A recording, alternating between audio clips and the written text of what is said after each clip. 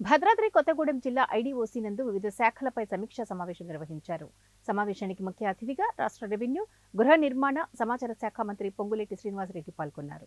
జిల్లా కలెక్టర్ ప్రియాంక అధ్యక్షతన జరిగిన ఈ కార్యక్రమంలో మంత్రి పొంగులేటి శ్రీనివాసరెడ్డి మాట్లాడుతూ, పేద ప్రజల ప్రభుత్వం ఏర్పడ్డాక లోక్సభ ఎన్నికల కారణంగా 2.5 నెలల కోడ్ నేపథ్యంలో ఏ పని చేయలేకపోయాం. జిల్లాలో అనేక సమస్యలు ఉన్నాయని, వాటిని అధికారులు త్వరితగతిన పరిష్కరించాలని, ఇందిరమ్మ గృహాలు, తాగునీటి సమస్యలపై కలిసికట్టుగా పనిచేసి ప్రజలకు మంచి చెయ్యాలని అన్నారు. కార్యక్రమంలో ఐటీడీఏ పీఓ కొత్తగూడెం, పినపాక, ఇల్లందు, భద్రాచలం, అశ్వారావుపేట నియోజకవర్గాల శాసనసభ్యులు, జిల్లా పరిషత్ చైర్మన్, జిల్లా అధికారులు, స్థానిక ప్రజాప్రతినిధులు తదితరులు పాల్గొన్నారు. తెలంగాణ రాష్ట్రంలో మార్పు కావాలి అని సార్వత్రిక ఎన్నికల్లో యావత్ తెలంగాణ ప్రజలు ప్రజా పరిపాలన తెచ్చుకున్నారు.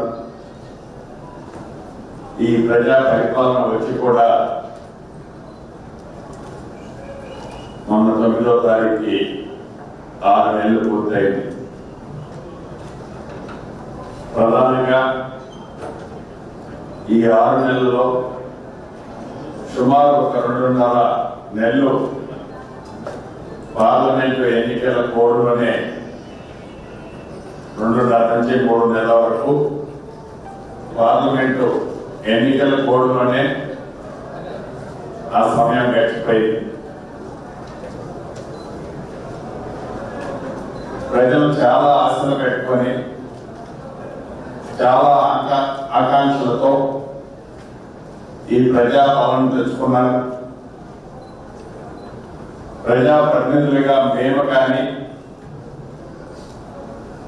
ప్రభుత్వ ఉద్యోగులైన మీరందరూ కూడా ఏ ఆశలతో